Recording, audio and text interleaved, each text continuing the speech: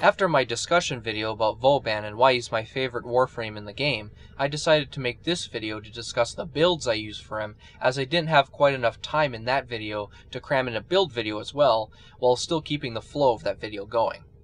For this build, Bastille usually lasts a decent 27 seconds, has a total diameter of 50 meters, but can only hold up 4 enemies before repelling Bastille begins bouncing them away. Because of the large radius, it's less useful on mission types where enemies teleport in, such as Kuva siphons and fissures, as enemies who spawn inside of the radius do not get bounced out, and can only be held 4 at a time. Still, this is my preferred build for most situations, and when paired with the Zenuric energy passive, energy isn't usually an issue. The good duration also means that his Mind Layer traps last a decently long time, his Tripwire especially, which lasts almost 55 seconds. Prime Vigor is added as well to give him 200 more shield and 200 more health. The second build is almost identical, but swaps out Prime Vigor for Fleeting Expertise at rank 3, lowering duration but increasing efficiency to 170%. While also having slightly less health and shield, this allows you to spam his abilities more and cover the area with traps and Teslas to shock and stun enemies a lot more. It's also good for missions with spawning enemies, so you can pop another Bastille to hold up the newly spawned enemies when they spawn in.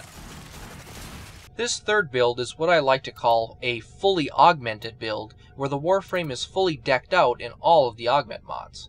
This can only be done with a couple frames, however, since Vauban only has 3 augments, and most frames do not have enough empty slots to be able to cram in the augments without running out of capacity.